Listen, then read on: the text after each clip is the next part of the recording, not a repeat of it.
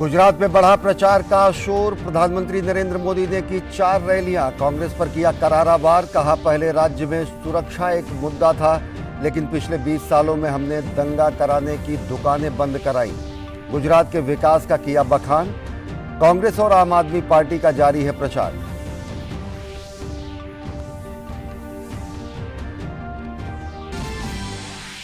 प्रधानमंत्री नरेंद्र मोदी ने गोवा रोजगार मेले को किया संबोधित। कहा, यह रोजगार सृजन की दिशा में गोवा सरकार का अहम कदम। केंद्र सरकार भी हजारों युवाओं को दे रही है रोजगार। गोवा सरकार के कामों की तारीफ की। कहा, गोवा सरकार ने तैयार किया है राज्य के विकास का नया खाका।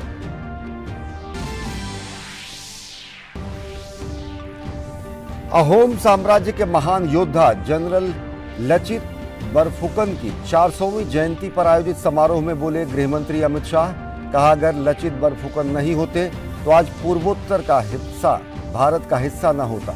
उस वक्त उनके द्वारा लिए गए निर्णय ने दक्षिण एशिया के पूरे हिस्से को धर्मांतर आक्रांताओं से बचाया। विदेश मंत्रालय ने कतर के सामने उठाया विवादित इस्लामिक प्रचारक जाकिर नाइक का फीफा वर्ल्ड कप में आमंत्रित करने का मसला। कतर ने कहा, नाइक को फीफा विश्व कप में भाग लेने के लिए नहीं किया गया था कोई निमंत्रण। दोहा में कैद 8 भारतीय नौसैनिक अधिकारियों के मसले पर भी आगे बढ़ी है बात। पाकिस्तान को मिला नया सेना अध्यक्ष और joint chief of staff. Pakistani PM Shehbaz Sharif ने लेफ्टिनेंट जनरल सैयद आसिम मुनीर को सेनाध्यक्ष और लेफ्टिनेंट जनरल साहिर शमशाद मिर्जा को ज्वाइंट चीफ ऑफ स्टाफ नियुक्त करने का किया फैसला। दोनों के नाम की सिफारिश राष्ट्रपति को भेजी। चीन पर फिर कोविड का कहर। गुरुवार को सामने आए 31,656 नए मामले। 2019 के बाद एक दिन में आने वाला सबसे बड़ा आंकड़ा।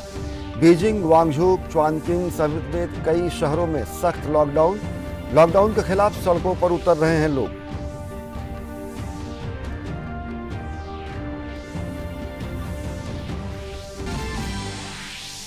गोवा में चल रहे 53वें भारतीय अंतर्राष्ट्रीय फिल्म महोत्सव के 5वें दिन कई फिल्मों की हुई स्क्रीनिंग।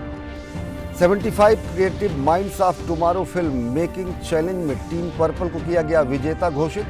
केवल 53 घंटों के अंदर लघु फिल्म बनाकर देने का मिला सम्मान।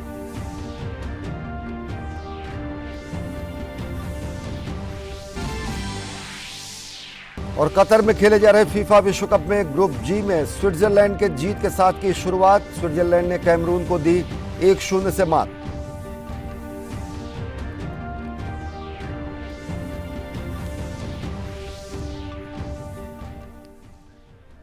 नमस्कार, मैं हूं अश्विनी कुमार मिश्र। देखते हैं खबरों को विस्तार से।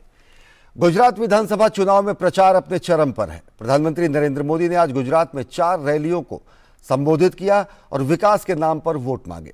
प्रधानमंत्री नरेंद्र मोदी ने अगले 25 साल के लिए जनता के सामने रोड मैप रखा और देश के विकास के लिए गुजरात के विकास को जरूरी बताया। वहीं दूसरी ओर कांग्रेस और आम आदमी पार्टी भी मुकाबले में पूरा जोर आजमाइश कर रही हैं और अपने पक्ष में माहौल बनाने के लिए जमकर प्रचार कर रही हैं। भाजपा के स्टार प्रचारक पीएम नरेंद्र मोदी पार्टी को दोबारा सत्ता की चाबी दिलाने के लिए मैराथन रैलियां कर रहे हैं। पीएम मोदी ने गुरुवार को उत्तर गुजरात में 4 चुनावी रैलियों को संबोधित किया। पीएम ने पालनपुर में पर्यटन, पर्यावरण, पानी, पशुधन और पोषण यानी 5P का जिक्र किया। प्रधानमंत्री ने कहा कि 5P विकसित गुजरात और पालनपुर में दिखाई देते हैं। पालनपुर आयो छू અને આ 5 પ ઉપર જે મારે વાત કરવી છે, पर्यटन, पर्यावरण, पानी, पशुधन અને પોષણ। હું વિકસિત ગુજરાતની જ્યારે વાત કરવા આવ્યો છું ત્યારે સાથીઓ ખાલીમાં 5 જ મુદ્દાને અને એવા મુદ્દા છે કે જે કદાચ ચૂંટણીની ચર્ચામાં જ નહીં આવ્યા હોય। प्रधानमंत्री नरेंद्र मोदी ने मोदासा में अपनी दूसरी रैली में गुजरात विधानसभा चुनाव को अगले 5 साल के भविष्य के लिए नहीं बल्कि आने वाले 25 सालों के भविष्य के लिहाज से जरूरी बताया। प्रधानमंत्री ने कहा कि पहले राज्य में सुरक्षा एक मुद्दा था, लेकिन पिछले 20 सालों में हमने दंगा कराने की दुकानें बंद कर दी हैं। लोग अब शांति, एकता और सद्भाव में रहते हैं। तमने खबर है पहला हमारू मोडासा तो हुल्लड़ थाय, मालपुर मेघरज हुल्लड़ थाय, प्रांतिज हुल्लड़ थाय, हिम्मतनगर हुल्लड़ थाय, भीलोड़ा हुल्लड़ थाय, गणेश जी में हुल्लड़ थाय। थતું હતું કે નહીં? આ દુકાનો બધી બંધ થઈ ગઈ ને ભાઈ, સુખ ચેનની જિંદગી આવી કે ના આવી? મને તો ખબર નહીં મોડાસામાં શું થતું હતું ભાઈ। હાજ પડે ચિંતા કરે દીકરી હાજે ઘેર આવશે કે નહીં આવે.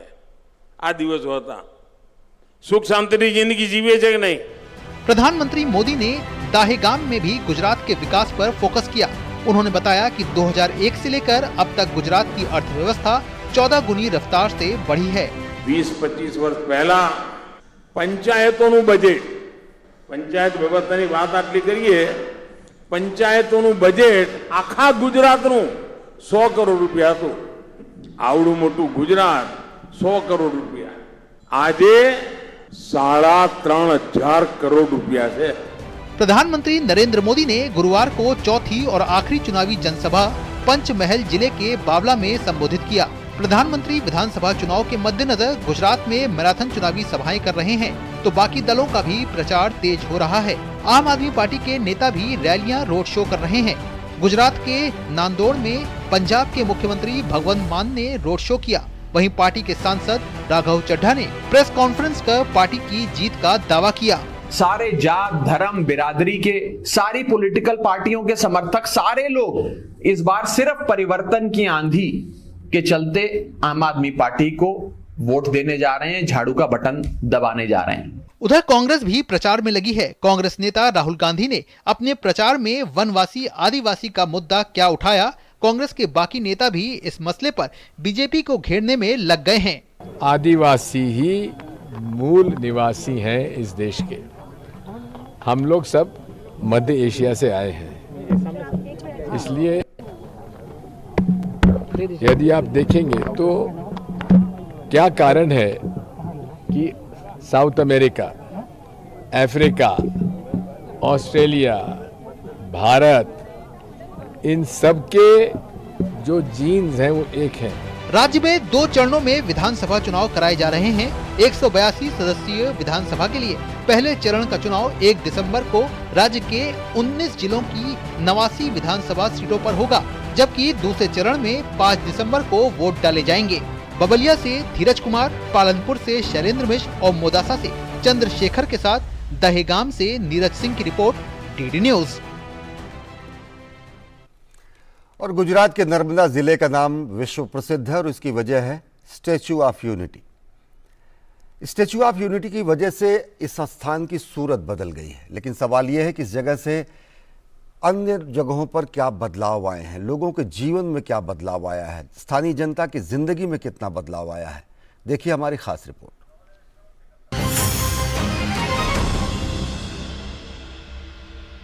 स्टैच्यू ऑफ यूनिटी पर पहुंचते ही नजर आती हैं ये पिंक ऑटोज, और इन्हें महिलाएं चलाती हैं, ये इसकी खासियत है। इलेक्ट्रिक ऑटोज हैं और ऐसे ही कुछ महिलाओं से बात करते हैं, क्योंकि तकरीबन 1 साल हो गया है जब से ये पिंक ऑटोज यहाँ पर संचालित की जा रही हैं महिलाओं द्वारा। क्या कुछ और इनकी आकांक्षाएं हैं, क्या ये आर्थिक रूप से सशक्त बनाने में कुछ योगदान है इस पिंक ऑटो का, ये भी हम जानेंगे। गुलाबी रंग को आमतौर पर महिलाओं से जोड़कर देखा जाता है, कोमलता और प्यार का प्रतीक माना जाता है, लेकिन स्टैच्यू ऑफ यूनिटी के पास यही गुलाबी रंग नारी सशक्तिकरण का प्रतीक बना नजर आ रहा है। ये है ज्योति।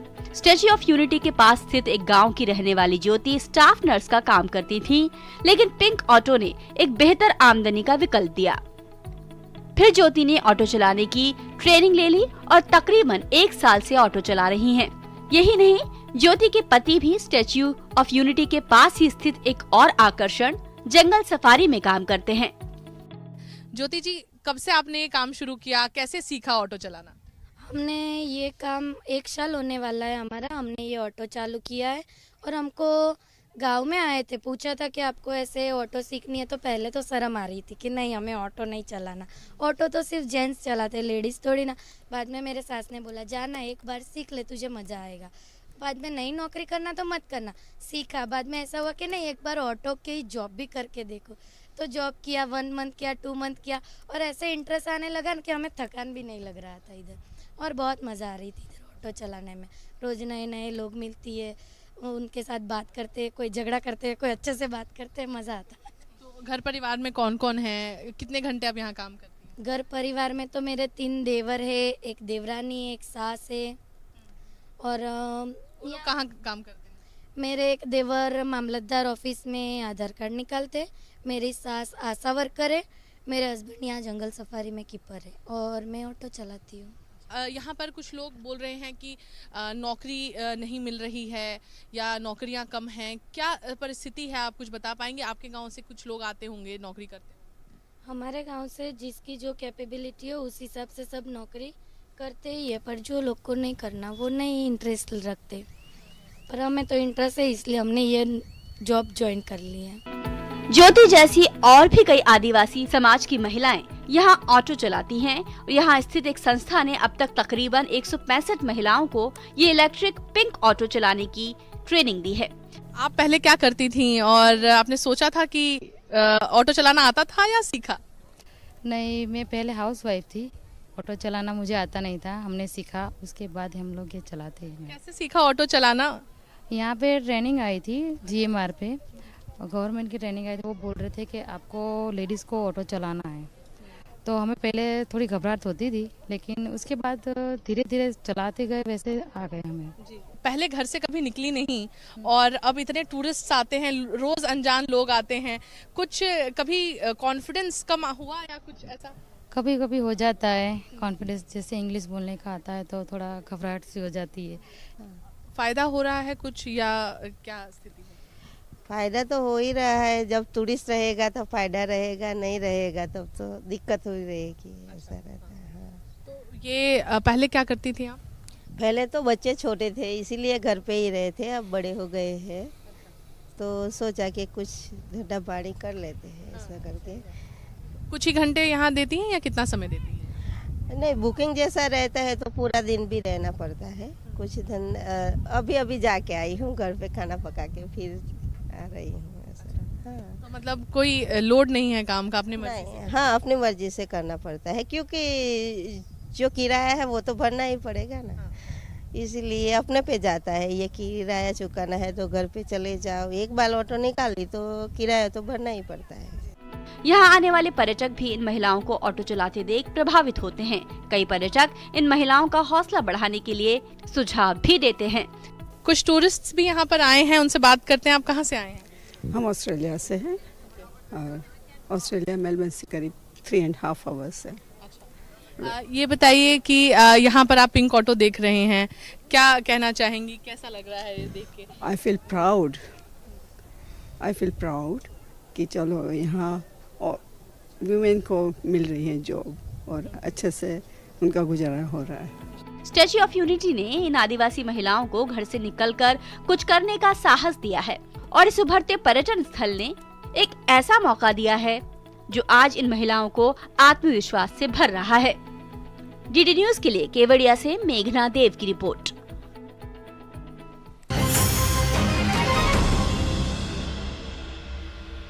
प्रधानमंत्री नरेंद्र मोदी ने आज गोवा रोजगार मेले पर वर्चुअल वीडियो संदेश में राज्य सरकार द्वारा विभिन्न विभागों में अनेकों नौजवानों को नियुक्ति पत्र पाने वाले सभी युवाओं और उनके माता पिता को बधाई दी। उन्होंने कहा कि देश के हर राज्य में रोजगार मेले का आयोजन किया जा रहा है और इसी कड़ी में गोवा में भी ये आयोजन हुआ। केंद्र सरकार ने विकास के लिए करोड़ों रुपयों का निवेश किया है, जिससे राज्य में युवाओं को बड़ी संख्या में रोजगार मिला है। पिछले कुछ हफ्तों से देश के अलग अलग राज्यों में लगातार रोजगार मेले का आयोजन हो रहा है। केंद्र सरकार भी रोजगार मेले के माध्यम से भारत सरकार में हर महीने हजारों युवाओं को नौकरी दे रही है। मुझे खुशी है कि जहां जहां भाजपा सरकारें हैं, डबल इंजन की सरकारें हैं, वहां राज्य सरकारें भी अपने स्तर पर ऐसे रोजगार मेले का आयोजन कर रही हैं। लगभग 3000 करोड़ रुपए की लागत से मोपा में बने नए हवाई अड्डे का लोकार्पण भी जल्द ही होने जा रहा है। इस एयरपोर्ट के निर्माण से जुड़े कार्यों में गोवा के हजारों लोगों को रोजगार मिला है। केंद्रीय गृह मंत्री अमित शाह ने नई दिल्ली में अहोम साम्राज्य के महान योद्धा जनरल लचित बरफुकन की 400वीं जयंती पर आयोजित समारोह में हिस्सा लिया। उनके साथ असम के मुख्यमंत्री हिमंत बिस्वा शर्मा भी मौजूद रहे। अपने संबोधन में केंद्रीय गृह मंत्री अमित शाह ने कहा कि अगर लचित बरफुकन नहीं होते तो आज पूर्वोत्तर का हिस्सा भारत का हिस्सा नहीं होता। उस वक्त उनके द्वारा लिए गए निर्णय ने न केवल पूर्वोत्तर बल्कि दक्षिण एशिया के पूरे हिस्से को धर्मांत आक्रांताओं से बचाने का काम किया। अहोम राजाओं के इतिहास में कई बार मुगल आक्रांताओं ने, मुस्लिम आक्रांताओं ने आक्रमण किए। राजा पृथु से लेकर अंतिम लड़ाई औरंगजेब और लचित बरफुकन के बीच में हुई। पृथु के बाद अहोम साम्राज्य आया। लगभग 22 बार असम पर आक्रमण हुआ, मगर हमारा देश का यह हिस्सा ऐसा था, कदाचित ऐसे समय आए कि हारना भी पड़ा, मगर स्वराज की जिजीविषा कभी खत्म नहीं हुई। 2 साल, 3 साल, 4 साल, सबसे ज्यादा समय है 4 साल, जब तक वो विजय का आनंद ले सके। 4 साल के भीतर ही फिर से हमारे लोग उठ खड़े हुए और विदेशी आक्रांताओं को भगाने के लिए बहुत बड़ा पुरुषार्थ किया। भारत ने विवादित इस्लामिक प्रचारक जाकिर नाइक को फीफा वर्ल्ड कप में आमंत्रित करने का मामला कतर के सामने उठाया है। विदेश मंत्रालय ने कहा कि कतर ने बताया है कि नाइक को फीफा विश्व कप 2022 में भाग लेने के लिए कोई निमंत्रण नहीं दिया गया था। वो हमारे यहाँ पे कानूनी सिस्टम में उनके आरोपी हैं और कानून द्वारा घोषित भगोड़ा हैं। हमने मलेशिया के साथ उनके एक्सट्रेडिशन की बात उठाई है, कोशिश कर रहे हैं। हमने कतर के साथ भी इस मामले को उठाया है। हम उनसे भारत में न्याय का सामना करने के लिए सभी आवश्यक स्टेप्स कदम उठाने की जारी रखेंगे। भारत खाड़ी सहयोग परिषद के साथ मुक्त व्यापार समझौते को आगे बढ़ाने और इसे जल्द से जल्द पूरा करने पर सहमत हो गया है। इसकी घोषणा केंद्रीय मंत्री पीयूष गोयल ने खाड़ी सहयोग परिषद के महासचिव डॉक्टर नायफ फलाह मुबारकल हजरफ की उपस्थिति में की, जो नई दिल्ली की 4 दिन की भारत की आधिकारिक यात्रा पर दिल्ली है। एफटीए की परिकल्पना माल और सेवाओं के पर्याप्त कवरेज के साथ एक व्यापक समझौते के रूप में की गई है। फिर से शुरू हुई एफटीए वार्ता का पहला दौर जनवरी 2023 में आयोजित किया जाएगा। दोनों पक्षों ने इस बात पर जोर दिया कि एफटीए के जरिए नए रोजगार सृजित करने, जीवन स्तर बढ़ाने और भारत और सभी खाड़ी सहयोग परिषद देशों में व्यापक सामाजिक आर्थिक अवसर प्रदान करने के रूप में किया जाएगा।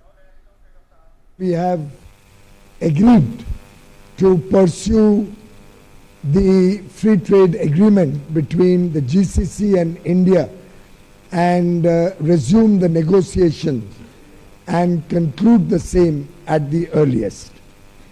The GCC is already India's largest trading partner, with bilateral merchandise trade in the year 21-22. It was valued at $154 billion. Bilateral trade in services between India and the GCC stood at around $14 billion. केंद्रीय मंत्री पीयूष गोयल ने कहा कि GCC पहले से ही भारत का सबसे बड़ा व्यापारिक भागीदार है। उन्होंने कहा कि खाड़ी सहयोग परिषद देश भारत में तेल आयात में लगभग 35% और गैस आयात में 70% का योगदान करते हैं। India and the GCC have complementary business and economic ecosystems. While India plays an important role in the food security and contributes to the healthcare architecture of the GCC is a reliable partner in catering to India's energy security. The GCC countries contribute almost 35% of India's oil imports and 70% of our gas imports. Bharat जोड़ो यात्रा के आगमन से पहले राजस्थान में सियासी भूचाल आ गया है। मुख्यमंत्री अशोक गहलोत ने एक टीवी चैनल को दिए इंटरव्यू में सचिन पायलट को गद्दार कह दिया। उन्होंने कहा कि पायलट सीएम कैसे बन सकते हैं, उनके पास तो 10 विधायकों तक का समर्थन नहीं है, उन्हें कोई स्वीकार करने वाला नहीं है। अशोक गहलोत ने कहा कि पायलट गद्दारी कर चुके हैं, इसे मैंने और हमारे विधायकों ने भुगता है। हमें 34 दिन होटलों में रहना पड़ा।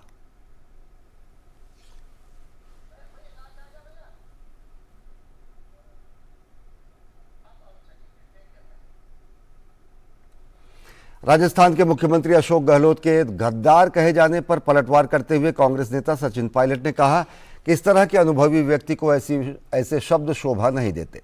इस समय प्राथमिकता भाजपा को हराने के लिए एकजुट होने की है और राहुल गांधी के हाथों को मजबूत करने की है। गहलोत जी एक वरिष्ठ और अनुभवी नेता हैं और पार्टी ने उन्हें बहुत मौके दिए हैं, बहुत पदों पर वो रहे हैं। आज भी वो राजस्थान के मुख्यमंत्री के रूप में काम कर रहे हैं। मैं नहीं जानता हूं कि उनको एडवाइस कौन करता है या किसके कहने पर ऐसी बातें बोली जाती हैं, लेकिन आज से पहले भी अशोक गहलोत जी ने बहुत सारी बातें मेरे बारे में बोली। मुझे उन्होंने नकारा कहा, निकम्मा कहा, गद्दार कहा और आरोप लगाए। मैं समझता हूं कि इस प्रकार के बिल्कुल झूठे और बेबुनियाद आरोप लगाने की आज जरूरत नहीं है। आज पश्चिम बंगाल के हुगली जिले में एसबीआई की श्रीरामपुर शाखा में सेवानिवृत्त केंद्र सरकार के कर्मचारियों के डिजिटल जीवन प्रमाण पत्र के लिए विशेष शिविर का आयोजन किया गया। शिविर का उद्घाटन पेंशन कल्याण विभाग के अपर सचिव दीपक गुप्ता ने किया। कार्यक्रम में कई गणमान्य हस्तियों ने शिरकत की। वाराणसी में इन दिनों काशी तमिल संगमम का आयोजन हो रहा है। इस संगमम में तमिलनाडु के सभी जिलों से अलग अलग समूह के लोग वाराणसी का दौरा कर रहे हैं और उत्तर और दक्षिण की संस्कृतियों के संगम का गवाह बन रहे हैं। प्रधानमंत्री नरेंद्र मोदी ने इस संगमम की शुरुआत की थी, जिसके बाद से काशी में तमिल संस्कृति से जुड़े अनेक लोगों का बड़ी संख्या में आना जारी है।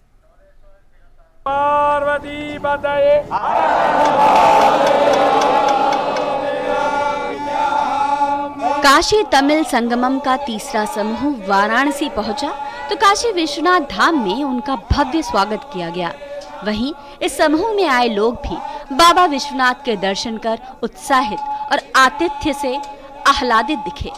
काशी तमिल संगमम से हिस्सा लेकर लौटे विद्यार्थियों ने अपने अनुभव साझा करते हुए डीडी न्यूज से खास बातचीत में हिस्सा लिया और बताया कि हमें अब तक हिंदी तमिल संस्कृति के नाम पर बांटा गया, जो सही नहीं था। I must say this is such a spellbound experience because this is something that no one in South India or in Tamil Nadu have imagined. I'm very thankful to the government, to Narendra Modi ji.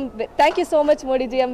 We are very happy to be here, and I hope this happens every year because this is something that it's not something. If I'm going alone, I will never get this experience, and I'm very thankful to this Kashi Tamil Sangam. प्रधानमंत्री नरेंद्र मोदी का धन्यवाद देते हुए इन छात्रों ने बताया कि उत्तर और दक्षिण के बीच खाई को भरने वाले इस प्रयास को निरंतर जारी रखना चाहिए। It's a very wonderful experience. ये देश में ऐसे जो लोग साउथ और नॉर्थ का जोड़ने के लिए जो प्रधानमंत्री का एक बड़ा ये फंक्शन है, ये काम सिर्फ मोदी जी कर सकता है। ये योगी महाराज का ये बुलडोजर बाबा का कमाल है। ये बढ़िया अच्छा हुआ। ये देश पूरा ऐसे काम होना चाहिए। ऐसे काम होगा देश भला हो जाएगा। ये काशी तमिल संगम से आने में हम सब लोग बहुत खुश हैं। सेंट्रल गवर्नमेंट मोदी जी को और इधर का योगी जी उत्तर प्रदेश गवर्नमेंट दोनों हमको बहुत अच्छे ख्याल रखते हैं। हम बहुत थैंक्स करते हैं। हम लोग वी आर ब्लेस्ड। अब तक काशी विश्वनाथ के दर्शन के लिए 3 समूह आ चुके हैं। उनका स्वागत और उनके सुविधा पूर्वक दर्शन कराने की जिम्मेदारी है काशी विश्वनाथ ट्रस्ट की। उनका स्वागत कर काशी विश्वनाथ ट्रस्ट भी उत्साहित है। ये जो काशी तमिल संगमम है उसमें इन लोगों का अत्यंत बड़ा अच्छा अनुभव जा रहा है। हमारी कल्चर को ये देख रहे हैं कि कैसे काशी तमिलनाडु के जो मिलन हो रहा है उन चीज़ों एक दूसरे से एक्सपीरियंस करें। उससे न केवल तमिलनाडु वासी सीख रहे हैं, हम लोग भी इनके तमाम चीज़ों को सीख रहे हैं। इसी उद्देश्य से पूरा न्यास की ओर से हम लोग इनका स्वागत कर रहे हैं, इनको चीज़ें बता रहे हैं और इनको अच्छी सुविधाएं दे रहे हैं यहाँ की, और जो एक बारीकियाँ वो उनको समझा रहे हैं। एक भारत श्रेष्ठ भारत के वाराणसी में चल रहे काशी तमिल संगमम के इस संस्करण ने 2 संस्कृतियों को आपस में मिलाने का काम किया है। ये संगम एक देश के 2 अलग अलग प्रदेशों के ज्ञान, शिक्षा और खेल के संगम को दर्शाता है। वाराणसी से हरिकेश बहादुर गौतम के साथ ब्यूरो रिपोर्ट, डीडी न्यूज। और गोवा फिल्म महोत्सव में युवा फिल्मकार अपनी प्रतिभा से सभी को चौंका रहे हैं। आज पर्पल टीम ने केवल 53 घंटों में एक शॉर्ट फिल्म डियर डायरी बनाकर सभी को चौंका दिया। 75 creative minds tomorrow film making challenge के तहत इन कलाकारों ने इस शॉर्ट फिल्म का निर्माण किया।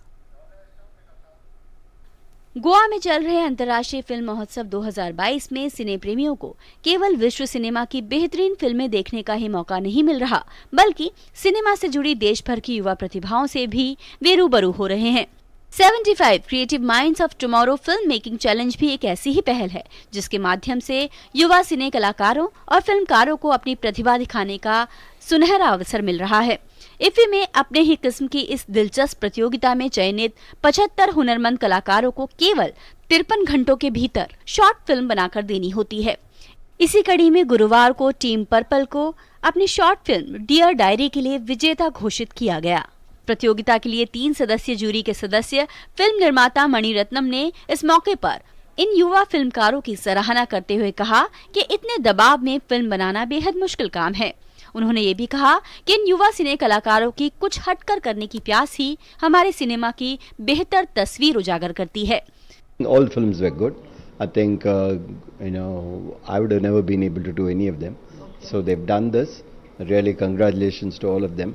And the last one particularly is fully evolved, in all aspects of cinema, in terms of thought, in terms of performance, in terms of execution, and narrating it through through the visual medium, and having a restraint. It's really very evolved work, and I'm very happy to see that, and I will really congratulate and wish the team the very best. इस मौके पर विश्व की leading short film entertainment company shorts international के founder और CEO quarter pilchard ने भी अपने विचार साझा किए। वे 75 creative minds of tomorrow film making challenge में इफ्फी के भागीदार हैं। So it's just been an amazing 4 days of hard work, of tears, of people really figuring out what filmmaking is about. One other anecdote that I must tell you. इस मौके पर विजेता team purple के सदस्यों ने कहा कि इस तरह के अवसर मिलने से उनकी टीम बेहद उत्साहित है और भविष्य में वे बेहतर काम करना चाहते हैं। भी तो जिस हिसाब से हमारी फिल्म का रिव्यू मुझे मिल रहा है ना, उस हिसाब से तो मैं हमेशा चाहूंगी कि इनके साथ काम करूं। अगर मुझे मौका मिलेगा इन फ्यूचर भी इस टीम के साथ काम करने का, तो मैं हमेशा शुक्रगुजार रहूंगी इनकी।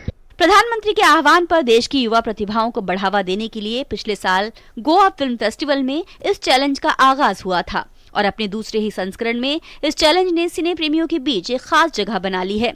आजादी के 75 वर्षों को सम्मान देते हुए इस चैलेंज में 1000 एंट्रीज में से उन 75 प्रतिभाओं का चयन किया जाता है जिनके दिल में सिनेमा लहू की तरह बहता है और जिन्हें अभिव्यक्ति के तमाम मंचों की मौजूदगी के बावजूद अब भी सिनेमा के जादू पर यकीन है। श्यामा मिश्रा की रिपोर्ट, डीडी न्यूज। और दिल्ली के चांदनी चौक के भागीरथ पैलेस मार्केट की दुकानों में भीषण आग लग गई है। आग लगने की जानकारी रात 9:19 पर दमकल विभाग को मिली। 17 से ज्यादा गाड़ियां इस समय मौके पर मौजूद हैं। आग को बुझाने का काम जारी है। फिलहाल आग के कारणों का पता नहीं चल पाया है। फीफा फुटबॉल विश्व कप में आज के पहले मुकाबले में ग्रुप जी में स्विट्जरलैंड ने जीत के साथ शुरुआत की। स्विट्जरलैंड ने कैमरून को 1-0 से हराने में सफलता पाई। मैच की शुरुआत में ही दोनों टीमों ने आक्रामक खेल दिखाया। हालांकि कोई भी टीम गोल करने में सफल नहीं हो पाई। पहला हाफ गोल रहित रहा। दूसरे हाफ की शुरुआत में स्विस खिलाड़ी एम्बोलो ने गोल करके टीम को 1-0 से आगे कर दिया। एक गोल से पिछड़ने के बाद कैमरून ने बराबरी के कुछ अच्छे प्रयास किए, हालांकि उन्हें सफलता नहीं मिली। हिंदी समाचारों के इस बुलेटिन में फिलहाल इतना ही। देश और दुनिया की ताज़ा तरीन खबरों के लिए देखते रहिए डीडी न्यूज़। नमस्कार।